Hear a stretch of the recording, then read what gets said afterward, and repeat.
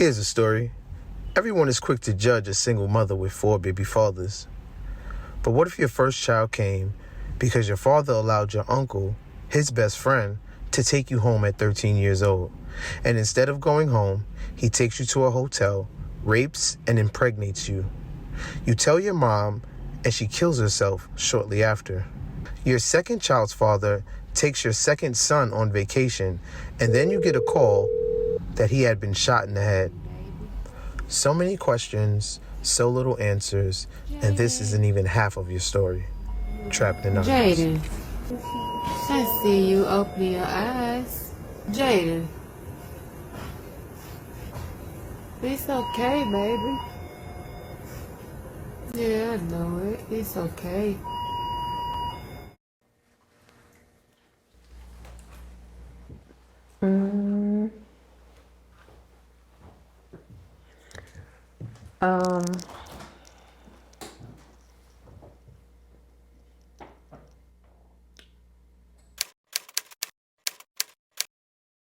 What's good? My name is Chris Styles, Trappin Anonymous. Welcome back. Welcome back. Thank you all for keeping the movement moving. We really appreciate you. Please follow me on that Instagram at Chris Styles, at Trappin Anonymous. DM me if we want to hear your stories. We really want to hear your stories. There's probably somebody sitting there watching this and like, oh, they're never going to reach back out to us. And how we get all of our episodes is from people reaching out. And one, I couldn't be more grateful for the community that we've been able to put together, but that's just a testament to you guys and what we've built. So please DM. Like, I know you might be afraid, you might not be ready, but this is something that's been on your heart for a while, so make sure you reach out. You could DM me at Trappin Anonymous. You could email me at Trappin Anonymous. The spelling is all the same. We do have a live show coming up February 8th inside of Brooklyn, New York City. You could grab your tickets for that. That's also on my page if you want to see Trappin Anonymous live. See how we do everything in person, ask your own questions and maybe add to the community in more impactful ways. So do be on the lookout for all of those great and wonderful things. New merch coming. It's a new year, and I feel like great things are going to come to us in 2025.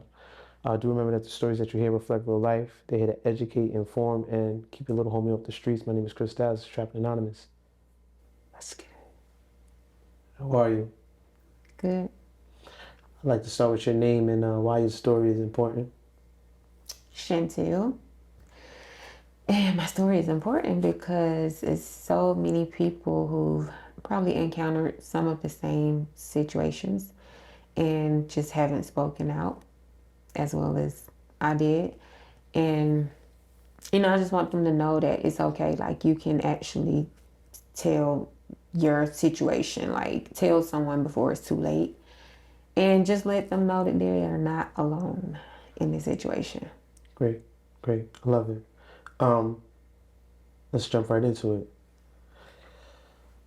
Tell me about the day your first child was conceived. The day my first child was conceived. My dad, I was spending the weekend with my dad. And every weekend I was always there. My mom called, ready for me to come home. He couldn't leave at the time. My dad was like a street person, so he was in the streets. That's how he made his money. So it was like he couldn't leave at the moment. So he was just like, trying to figure out how he could get me home to my mom because she was adamant about me coming home that night. And his friend, out of nowhere, just volunteered and was like, hey, Hank, I got her. I'll get her home for you. Hank was a nickname for my dad. But yeah, he was just like, hey, Hank, I got her. I'll get her home for you. And he was like, I appreciate that. You're such a good man, thinking he could trust his friend.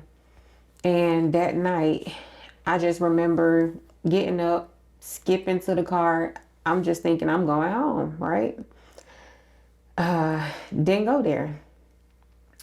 I went with him to, it was a hotel on Fulton Industrial. And I didn't think anything of it at first because I'm thinking, maybe he's about to serve a customer or something of that nature. So I'm like, okay, I'm just sitting there in the passenger seat. And then he all of a sudden was like, hey, come on, come in for a second. No, he got out first. He went inside and he came back to the car and was like, come in for a second. I gotta do something. So I'm like, okay. Still didn't think anything of it. I'm thinking the usual, because I've seen this before, with my dad. They serving a customer or something. So I'm like, okay, I gets out the car, walk with him. And now that I see that we're in this room, I'm standing at the door just startled. Like, I don't know, I like froze up. I couldn't move. So I'm just standing there. So as I'm standing there, he's like, come over here. He's at the bed. He's like, come over here. And I'm just standing there staring like, what am I coming over there for? Confused. So he gets up, come grabs my hand, leads me over to the bed, of course, starts undressing me. And I'm still just standing there, still like confused. And as I'm just standing there, it's like clothes come off. And now I'm just guided through losing my virginity, pretty much. Yeah.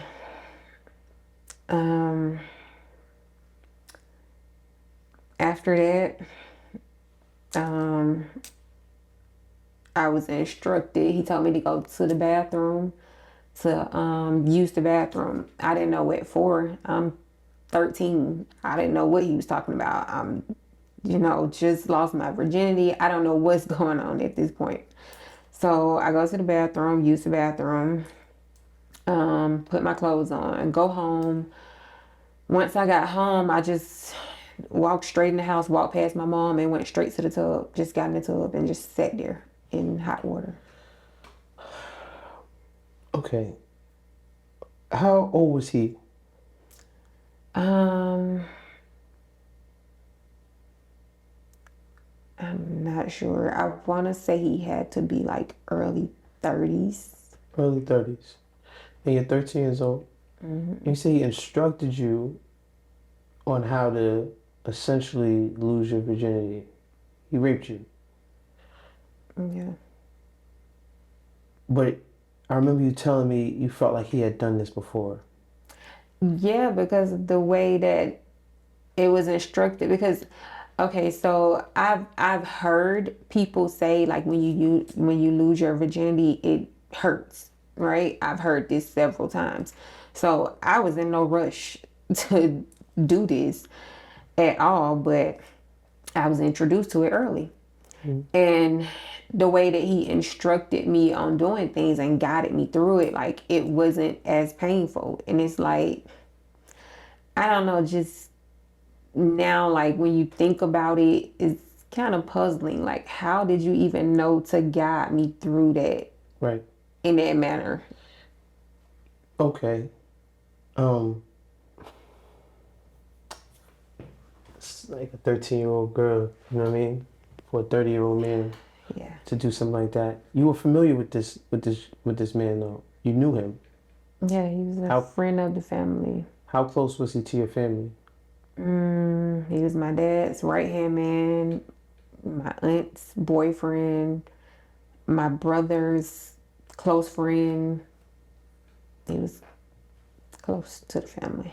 So when you say he was your aunt's boyfriend, did him and your aunt was him and your aunt married? Did they have kids? They weren't married, but they were together.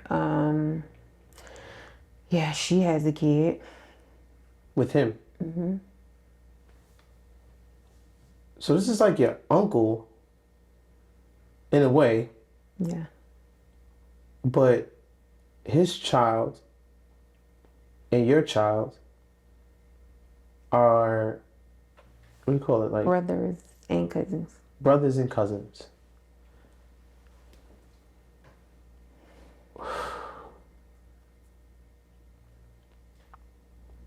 I mean, You instantly get pregnant. First time. Yeah. What is sort of the dynamic between you and him right after? Do you tell him that you're pregnant? Do you tell anyone that you're pregnant? How do you find out that you're pregnant? What's going through your mind at 13 years old? Crazy thing about it, nobody knew. I didn't even know until I was 6 months and my stomach was still flat. Wow. So I wasn't even showing. I was 6 months pregnant, stomach flat. I was home one day and my mom had cooked dinner, spaghetti, one of my favorites. I couldn't hold it down. And she just suspected something was wrong. So she called my dad. And like that following week, if it wasn't that following week, it was soon after. They made him an appointment and we went to the doctor and yeah. Did they know that the father of this child was your father's best friend? Nobody knew. Did you tell anyone? No one? So, No. how does I was afraid to tell. how does your mom respond to this news? She was really just silent the whole time, but you can tell that she was bothered and upset, not really knowing how to go about it. But yeah, she was really just silent. Your dad, how does he respond? He responded with getting an abortion or adoption because I was already so far along. And why wasn't that an option for you at 13 years old? Well, abortion, I was already 6 months, so couldn't do that. And adoption, it was just like, I don't know, in my head, it was more so like I didn't want to go through all that pain of pushing out a kid and then giving it up to somebody else. Like if I'm gonna go through the pain, I might as well go through the rest of it. Yeah, that's a fact. Shortly after, what happens to your mom?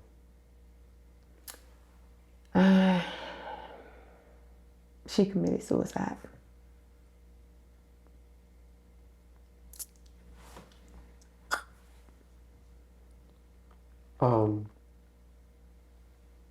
From when you told her and from the time she committed suicide, how much time do you think was in between?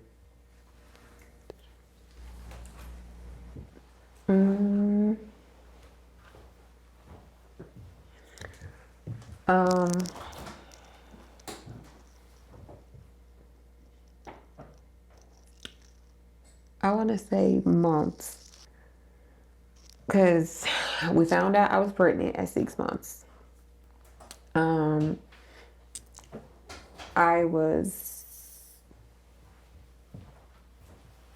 like 7, 8 months pregnant when she passed. So, yeah. So like a month? Yeah. Did she leave a note? Did she say why? Did anyone suspect what was going on? Was she depressed? Do we know anything about her condition or why she took her own life? No. Why?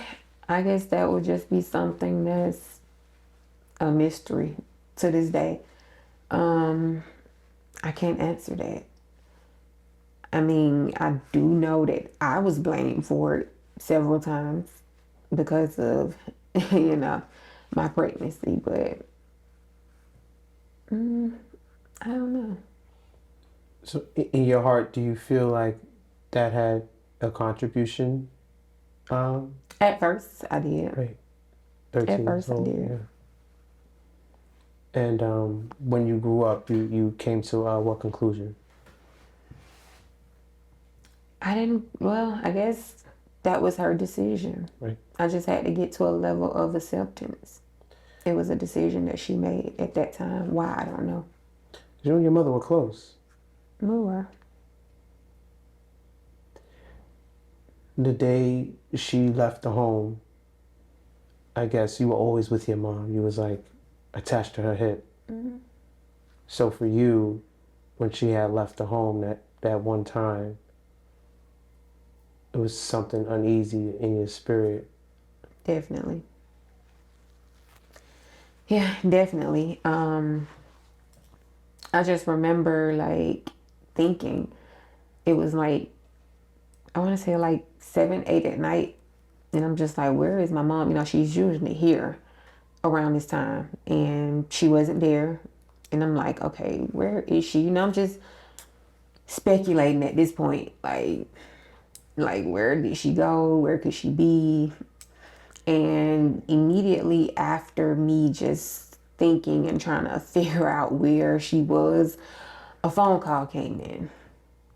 And it was a guy asked to speak with my uncle, because my uncle was staying with us at the time. And my uncle, he come to the phone and immediately he starts crying, and it's like I knew something was wrong from that point.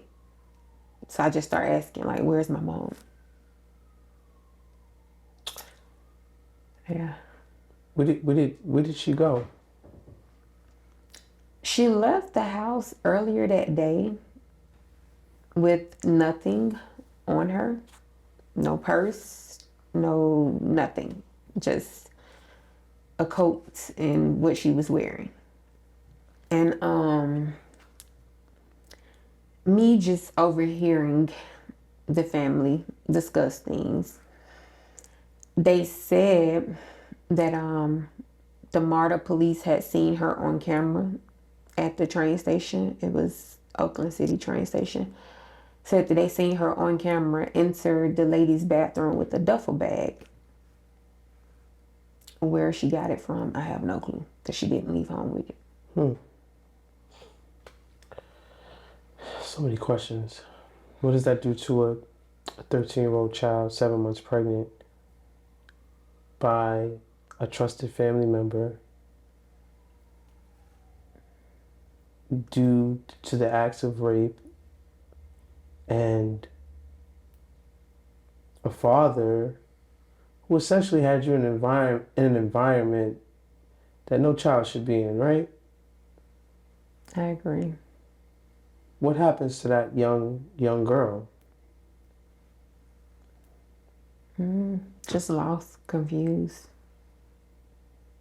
Nowhere to turn, really. When you have the child, where does the child go? With me. And you go on to raise. At some point, your father has to ask the question, well, who's the father? At some point, he has to realize that this was his right-hand man. What happens then? What happened was, I think I finally broke, and I told my dad's girlfriend at the time. And she was like, I gotta tell your dad. She told my dad, and he blew up in that moment. It was just like, oh, I gotta go handle him. Like, I gotta go take care of this. Mm-hmm. And he was preparing to go to his house and do whatever at that point. He couldn't get to him because the lady that he was dating at the time, she hid the keys. Mm-hmm. And she was just like, you don't need to go over there. You're going to end up in jail. You might end up dead. You go over there. He has guns and this, that, and the other. And it was just like, he was just like, give me the keys. Like, I got to go. Mm-hmm. I got to take care of this. Like, this is on me now. Mm-hmm. And because she never gave him the keys, he turned on her and beat her with the gun. And as I'm watching this, I'm like, oh, I should have just not said nothing. Because now it's going through my head like, this is my fault. I should have said nothing.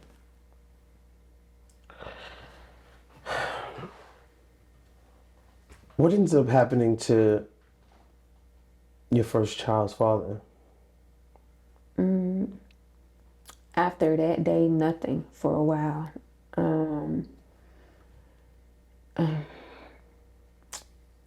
It was, yeah, nothing for a while. And then, like, he finally reappeared where my dad used to hang out. And I happened to come up there because I was coming to pick up some money from my dad that day. And when I got there, he was there.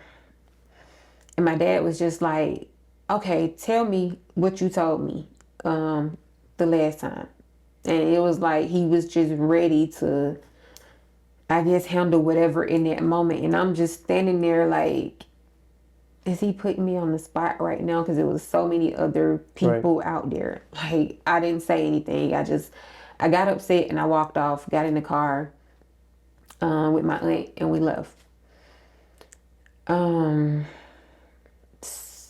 can't recall how soon it was, but after that, he stopped hanging around my dad. He started hanging around a different group of individuals, and they got into some more crazy stuff, and he ended up going to prison for robbing banks.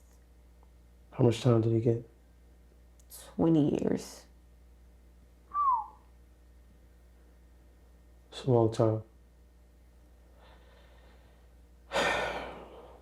That's a long time. Before the time that he goes to jail, and I guess sort of the time you have your child, are you frequenting him? Are you seeing him? Is he trying to convince you of a relationship?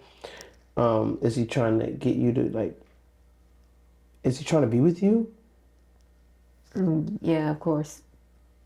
There was several times he tried.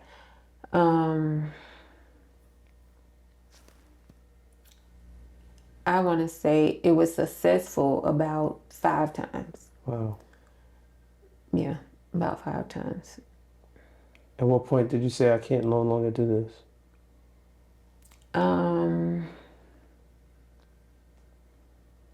I don't know. It was like something just came over me. Right. And it was just like, I'm not about to keep allowing him to control me, because that's what it was.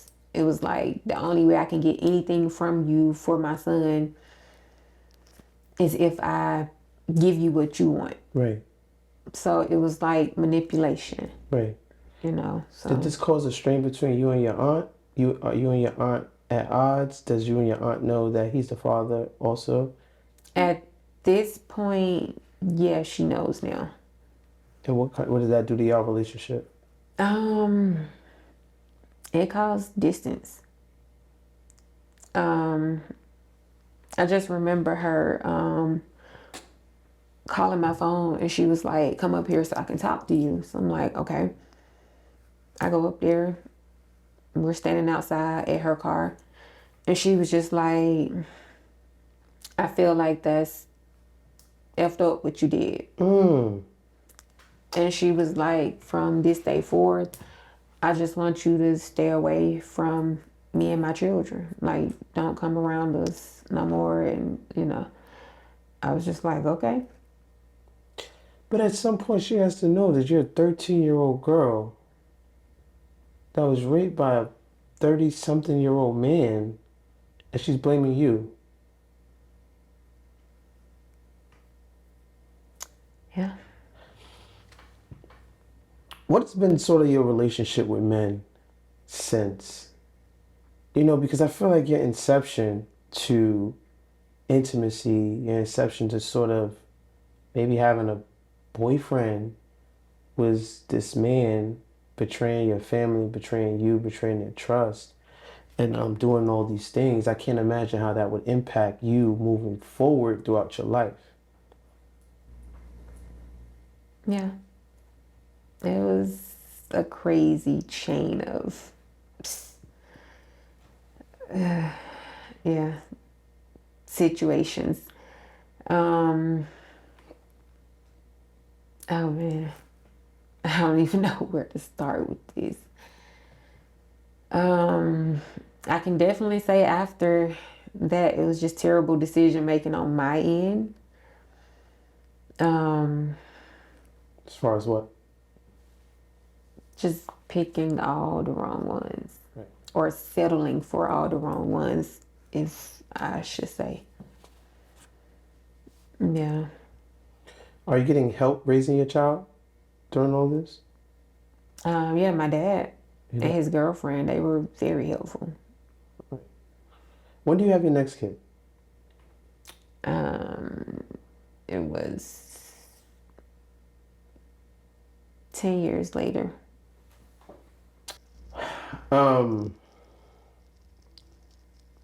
Okay, so fast forward 10 years later, you meet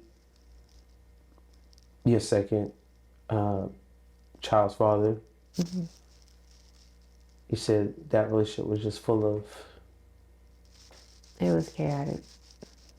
chaotic. Full of lies, cheating, manipulation, same thing, controlling with money.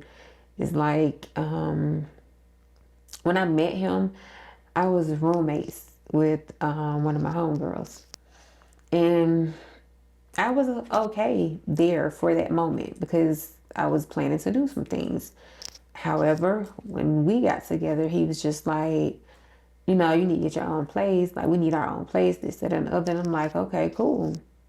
He gave me the money to go do the application, gave me the money for the down payment, the deposit, gave me money to go get the furniture. And it was just like, he's just constantly just giving money to do all these things.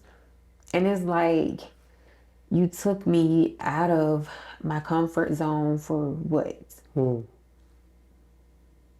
Like, I could have stayed there, went through my plan. Fast forward to 2021. He's watching your son. He takes him out of town, takes him to Florida. It's supposed to have been a family vacation. What happens?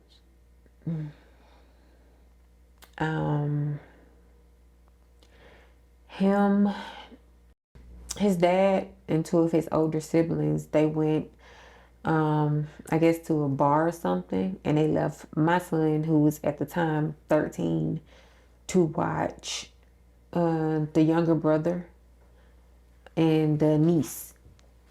So they left him at the hotel room to watch them while they went drinking.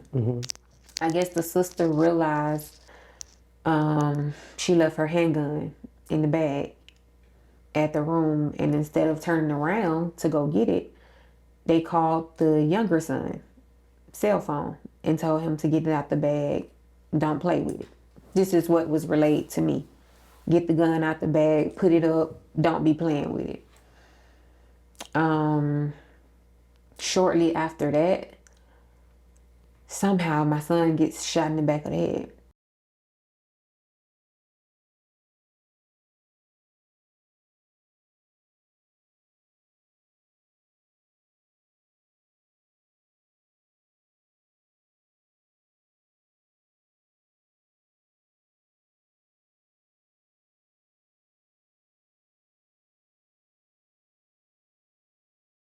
First and foremost, thank you for being here, bro. It's a pleasure. Yeah, for sure. Incredible story that you have. But I kind of wanted to get it from the horse's mouth. What happened in that room with you and your brother? So like, I'm start from the beginning. So like, we going on a little trip, little trip just to have fun with my dad and his folks, my sister them, his side of the family. Going on a little trip. We get to the hotel. They leave to go to the bar.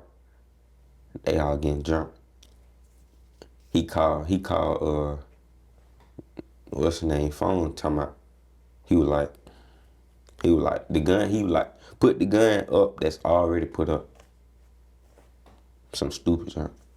Yeah. Yeah, like, why would you ask me to put up the gun if It's already put up. Gotcha. So he go grab the gun. And he was like, goddamn. He go grab the gun. You start playing with it.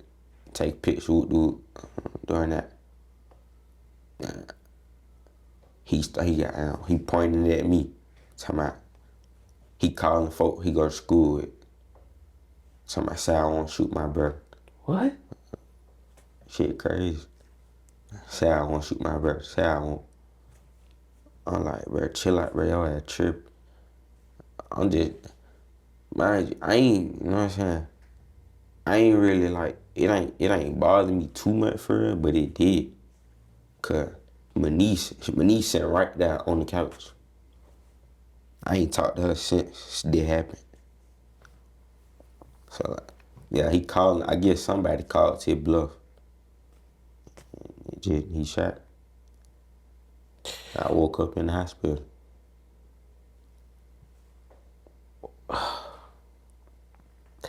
What's you and his relationship like? Were y'all super cool back then, or was you just there because you kind of got to be with your family? Nah, cause like when we first met, it was just like, yeah, them a little burden.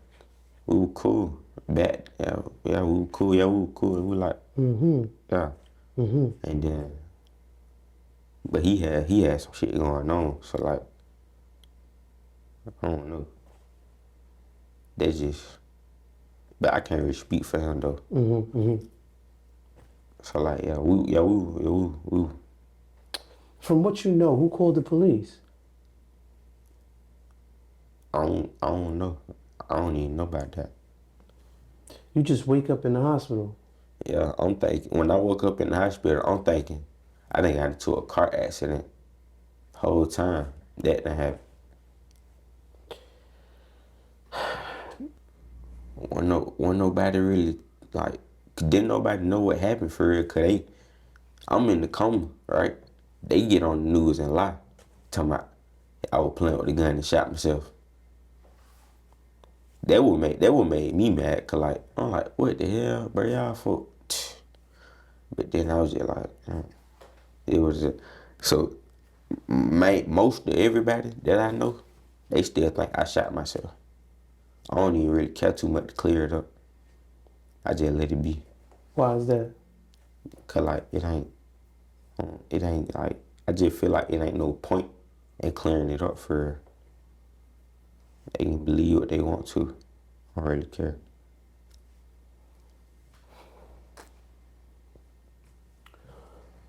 Oh man, you're so young, kid. And it happened when I was 14. How old are you now? 17. For a 14-year-old to go through something so traumatic like that at the hands of a sibling, I don't even know what to believe. I don't know. I feel like you did this on purpose. You get what I'm saying? Yeah. I don't feel like. But then again, he was younger than you. So if you was 14, he had to be. We were both the same age. Oh, same. Like, it was like, I don't know. It was a gap somewhere in there. Yeah. Yeah. Did he ever apologize? Did he ever speak to you? Anything? Yeah, he tried to hit my phone. Tried to apologize. I wasn't going. No. He still be texting me sometime on Instagram. Trying to see what I'm like, trying to start a conversation. I don't even want to talk to you, dude. Do you ever think you come to a place where you forgive him? No. Never. Why do you say that? Cause he know what he did. He just gotta live with it now. Do you live with that anger in you? Every day. Really, every day. And like, most nights I can't even sleep for, I just be up.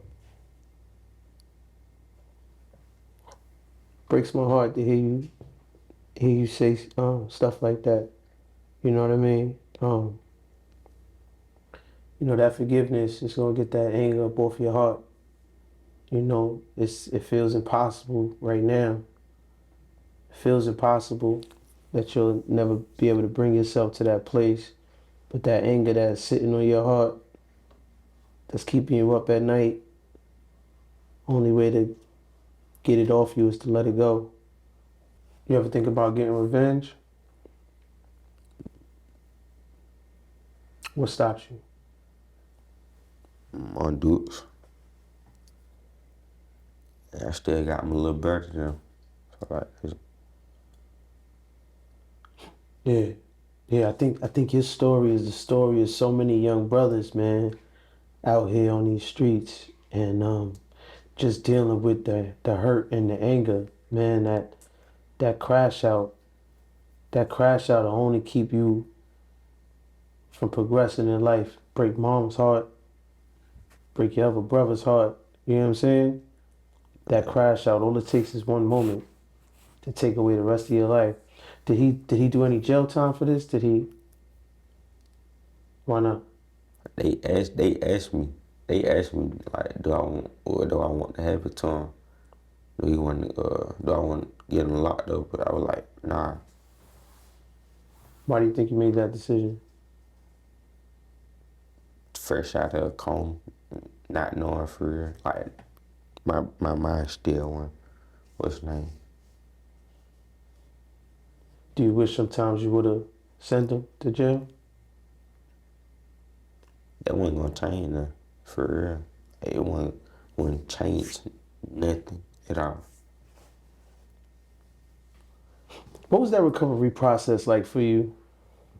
You had to learn to walk again, talk again. I was a whole baby again, newborn baby, and I had learned how to eat, again, learn how to walk, learn how to talk, all of that. What was that like? It was, I mean, I don't really remember, but like, it was like, I don't know. I don't really know. But going through that whole process, I ain't crying out one time. Even after being shot, I ain't crying out one time.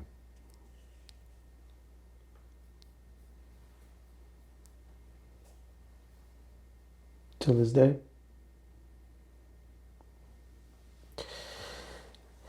Bro, you gotta let some of that go, man. It's alright to cry. It's alright to let them tears fall. It's alright, I bro. was just used to bottling everything up. Just creating a ticking time bomb at that point. At some point, you're gonna explode, and you don't want whatever's in you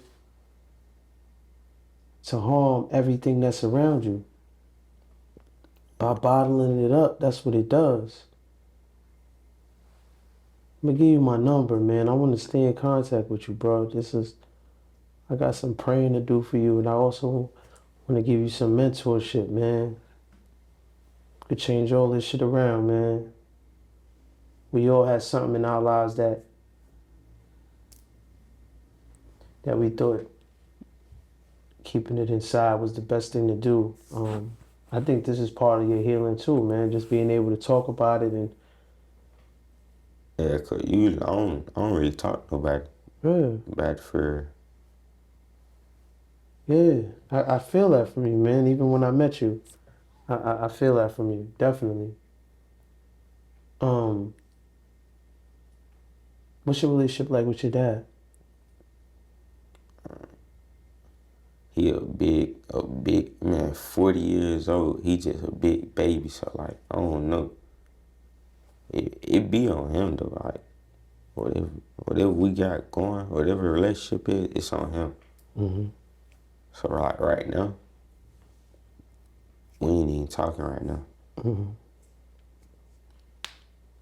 So yeah, it's just, Do you feel like he was there to support you during this time? he was on, not, it wasn't real. If he was, it wasn't no real support.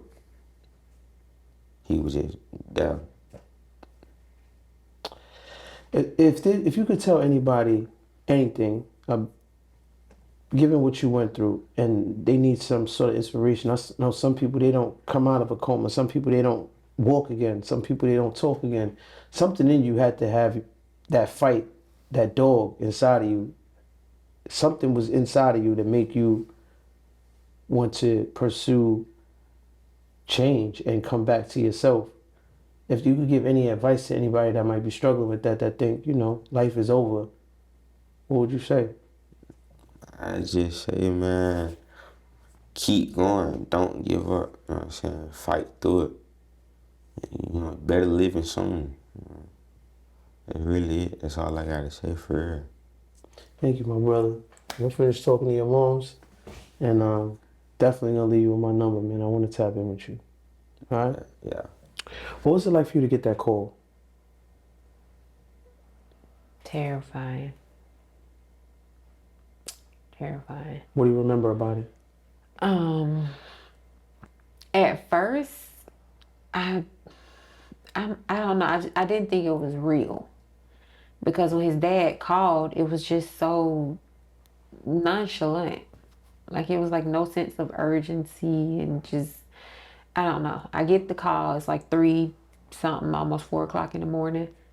And he's just like, did Jaden them call you? And I'm like, no, why would they be calling me this time of morning? And he was like, oh, because the police got them. And I'm like, huh? The police got who? He was like, the police got him and his brother. I'm like, for what? What did they do? I don't know. They was in the room. They playing with the gun. The gun went off and police came, and now they in police custody. I'm like, what is, I don't know. It was just so confusing because I'm not there. So I'm constantly asking him, what exactly happened? Why does the police have them in custody? Where are you? I'm not there. I ain't at the room. I can't go over there. I'm on probation. Sir, you're the only adult.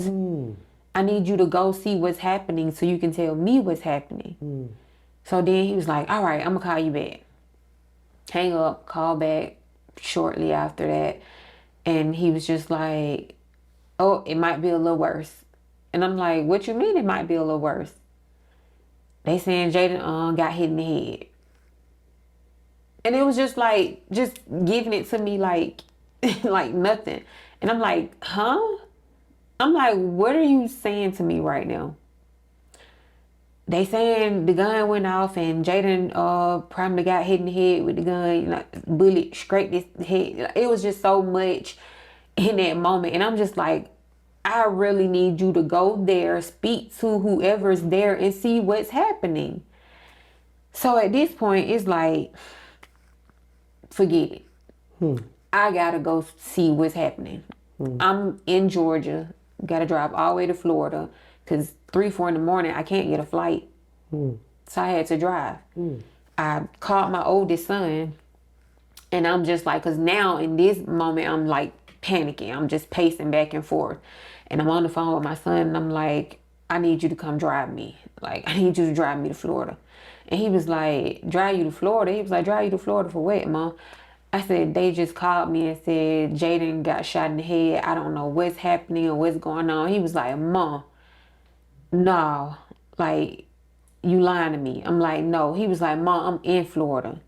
I'm like, where are you? He was like, I'm in, I think he was in Kissimmee, him and his girlfriend at the time. I was like, oh my God, oh my God. I was like, please find my baby, find my baby. And he was like, I don't even know the first place to look. I'm like, okay, hold on, I'm gonna call you back. So I started calling hospitals, asking that they, get somebody in that received the gunshot wound to the head or whatever. They was like, no, we don't have anybody. So I'm just like, okay, crap. I call another hospital. And the lady, she was like, hold on, let me transfer you to the emergency room. She transferred me. The phone hung up. Tried calling back. Nobody answered. I just went with my instinct. I called my son back. I said, I don't know. I said, I couldn't get an answer from them. The phone hung up. Go to this hospital. And it was the Children's Hospital, Arnold Palmer in Florida. And I'm like, just go to this hospital. I said, I feel like that's where he is. And my son was like, okay, I'm 18 minutes away. He was like, I'm on my way. How is he so close? Florida is so big. The chances that he would be so close. The only thing I can think of, God was within this whole situation. Like, everything was just so aligned. And then the fact that you don't have any answers, you're still going on this witch hunt for a hospital. Where's the father? He's not trying He's to. still avoiding the police. He can't talk to them because he's on probation and he's not supposed to be around guns. And when I finally did, he was like, call his daughter phone. I called the daughter phone. She really couldn't get me any information because apparently she wasn't cooperating with the detectives that were there. Because that's her brother. And they weren't giving her any information. So at this point, my son was just checked into the hospital as a John Doe. Oh my God. So that was one of the reasons I couldn't find him. So you drive. Jumps in the car. One of my sons was home with me. He gets in the vehicle with me. I wakes him up and I'm like, we gotta go. I gotta get to Jaden. And he's like, what happened? I tell him what happened. He breaks down crying. We gets in the vehicle. We're driving. I'm calling people that I thought could get to me quick to drive me there. And they just weren't close enough. So I kept driving. Wow. And as I'm driving, my son, I'm glad he was in the car with me because I didn't even notice I was drifting off. And he was just like, Mom, like, grab the wheel. Like, I didn't even know I had passed out. So I jumps up, grab the wheel. I'm like, I'm driving. I got the wheel. Like, what are you saying? He was like, Mom, like, no, you're not supposed to be driving right now. Yeah. Not with the news like that. So I drive the whole way there. 6 long hours. I just remember calling people in my family, letting them know what happened. I called one of my close friends, and when I got on the phone with him, I was like, I just need you to pray with me. Mm-hmm. Like, I need you to pray with me right now. I need all of my prayer warriors, like, praying with me right now. For sure. And, I was just explaining to them what happened or what possibly happened because I still didn't know for sure.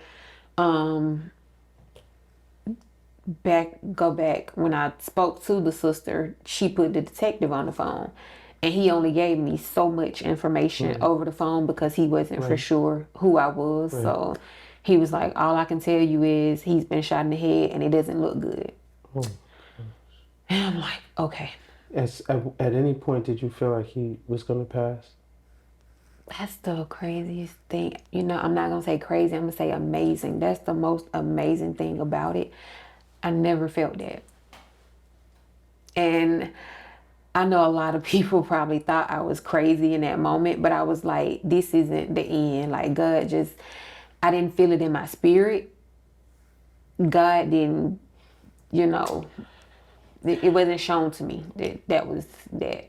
I guess also because when you think of young kids getting shot in the head, you think of street, you think of gangs, you think of violence, you think of those sort of instances. Like maybe he was out being, the YNs or the dangerous kids out. Like maybe he was wilding out. I never thought that because when the dad called me, he explained to me. No, I'm not saying you thought that. I'm saying people, like naturally you'll just think, but the fact that this came from the household, this came from his brother. Where do you go? Where do you turn? He was in the hospital for 3 months. He don't really remember exactly. Yeah, you mentioned because if you ask him, he thought he was fighting him after he shot him, but he was in a coma, and that was just his reaction in the coma. Wow. So how long was he in the coma for? He was in the coma for like weeks. Weeks. And what was that time span for you like as he's in the coma? It was very tedious and oh God, a moment I had to develop a lot of patience. How are you getting money? You're in Florida.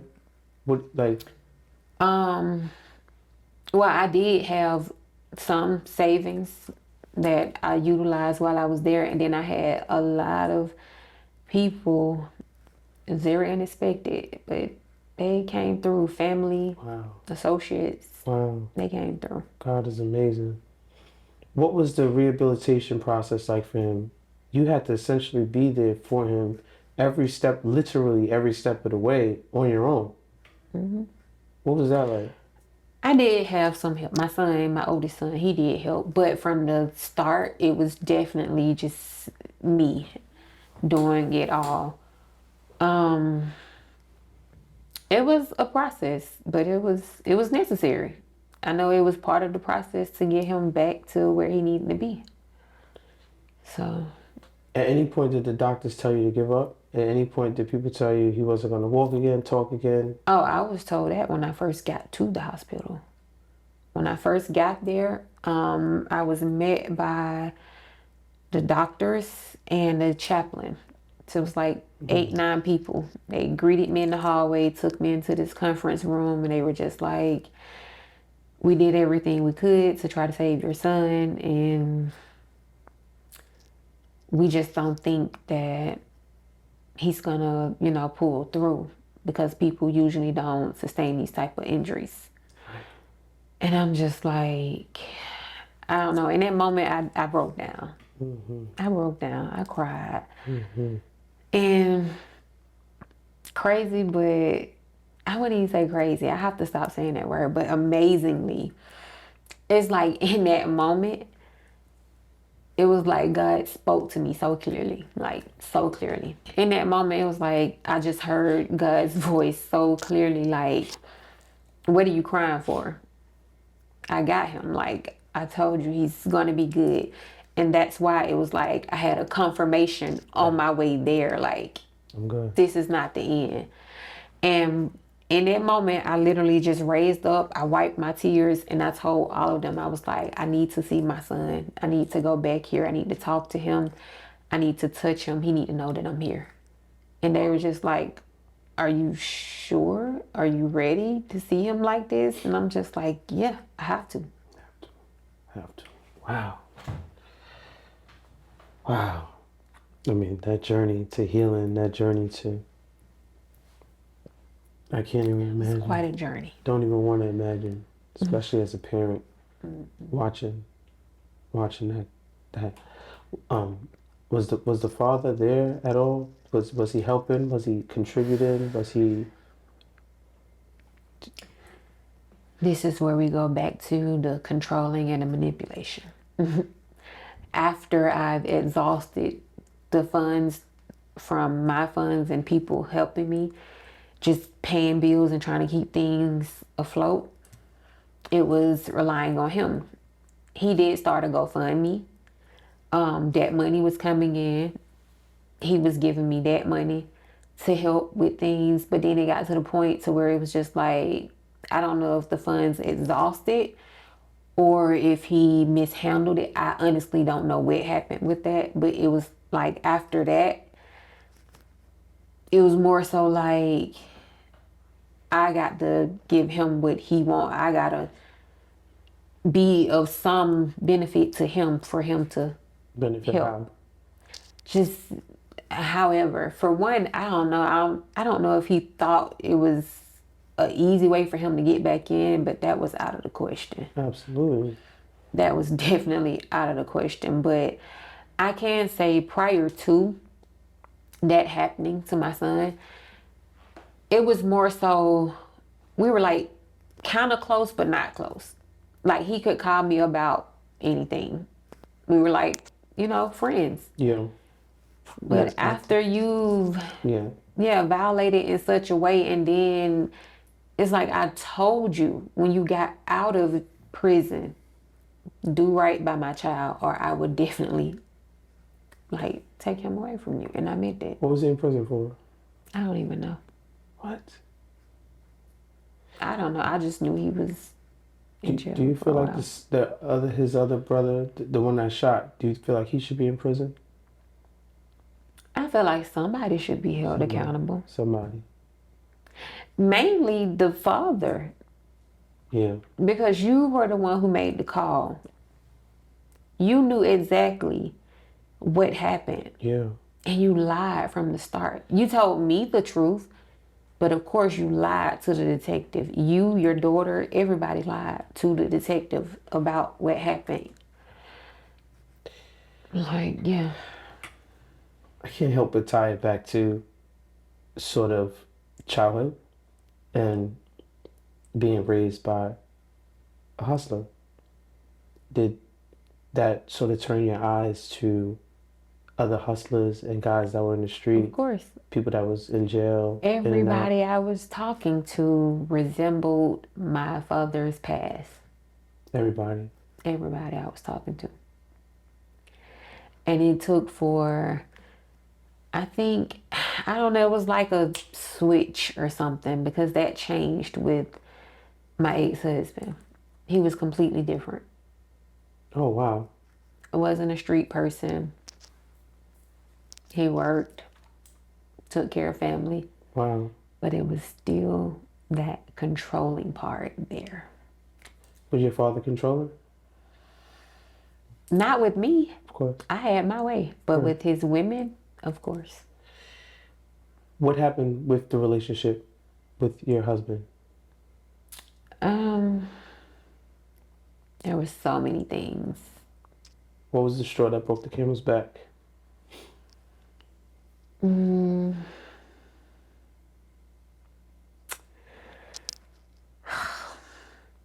was a situation with his daughter and my son. Your oldest son? My oldest son. How many sons do you have? 4. 4 sons. Yeah, it was a situation that took place with them that kind of just broke the family apart. And me just seeing how he went about it, it was like, yeah, that was it for me. Can you talk about the situation? Not too much, but just to give a little, I'll elaborate a little bit. At the time, my son was like 13. His daughter was 10 when we first met. And they pretty much was just doing what kids do when they're left unattended. Having sex. You could say that, yeah. I didn't know they were actually having sex, but yeah. Brother and sister. Well, step brother. Yeah. And sister. We weren't married at the time, but But yeah. yeah. Still, it can be considered that way. I mean, you definitely. know, like you said, kids being left alone. Yeah. And it's just, I guess it went from there and it kind of went too far. I don't know. Yeah. But when he found out about it and the way that the story was told to him, he blew up. He returned home and he was just so angry. And it was just like, instead of you trying to figure this out in a more responsible way, I would say, I don't know. I guess me being the person that I am, I respond to people that I'm close to and I care about in a different manner. Not like on some street type of, vibe. But yeah, the response was just off. And it got to a point where it was like I had to find somewhere else to stay with my son. Wow. And I'm like, wow. Or my son has to find somewhere else to stay. And I'm like, before I do that, I'll leave. Right. Absolutely. 4 sons. 4 baby fathers. How much do you attribute your experience with men to mom passing away, father growing up in the streets, raising you in the streets? How much do you attribute your experience with men to your upbringing, and how much do you attribute it to sort of your selection? Like, oh, maybe I just had a bad pick of men. If I gotta say, and just, I would say 60-40.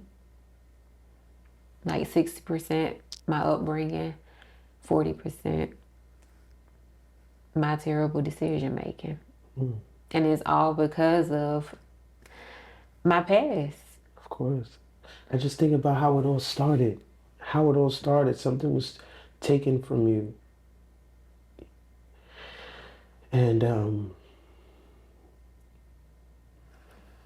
it put you on a path, and there was like no one to hold your hand. Definitely not. No one there to hold your hand. You had to kind of figure it out yourself. Mm-hmm. Takes a lot of strength to I mean, it's unimaginable to me, but this is the story of so many. It's the story of so many. It is. What's something you would tell your younger self?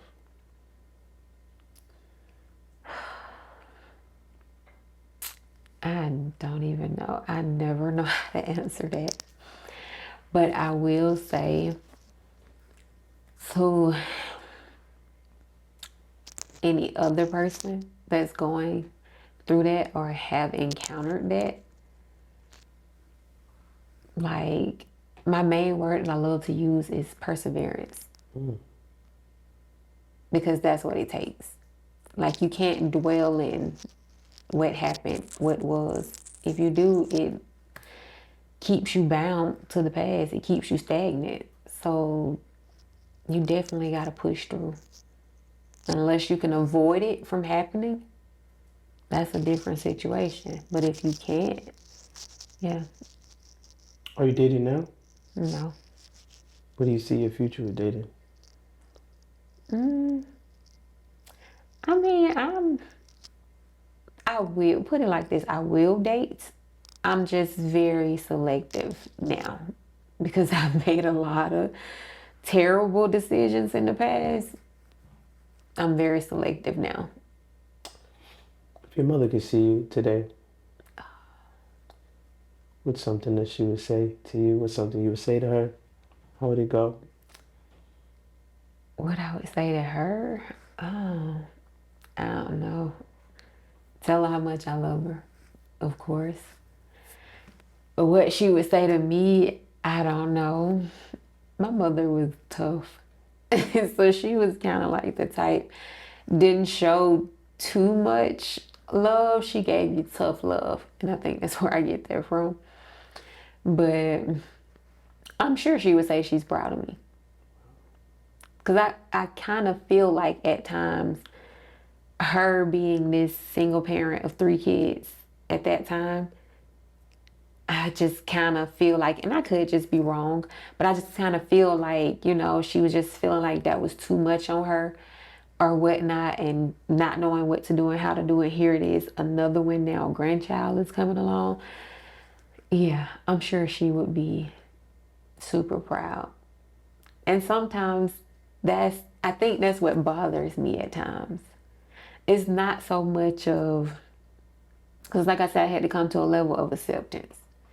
So it's more so her not being here to observe my accomplishments and just see, like, if that was your thought of thinking she's about to encounter what I had to go through. Partially, but yeah. You got your own skincare line. You know, you're working, you're a professional, entrepreneur. I mean, I'm proud of you. Who wouldn't be proud of you? Thank you. Have you ever had to deal with depression, sort of the depression you felt like maybe your mother had been under the time she took her life? I did. I encountered that actually towards the end of 2022. And this was like, of course, like fairly after my son's situation.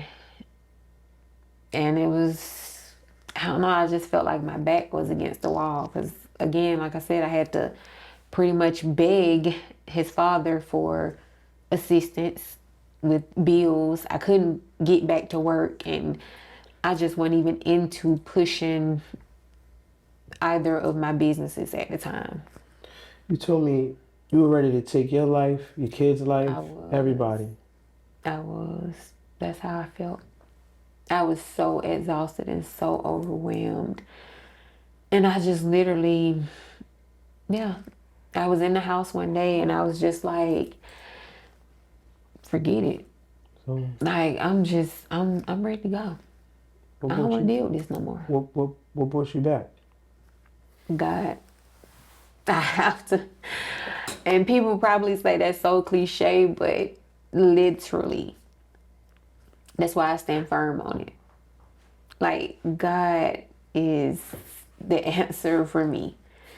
Because it was just like in that moment as I'm sitting there contemplating, taking my own life, and then it was like so many thoughts going through my head in that moment.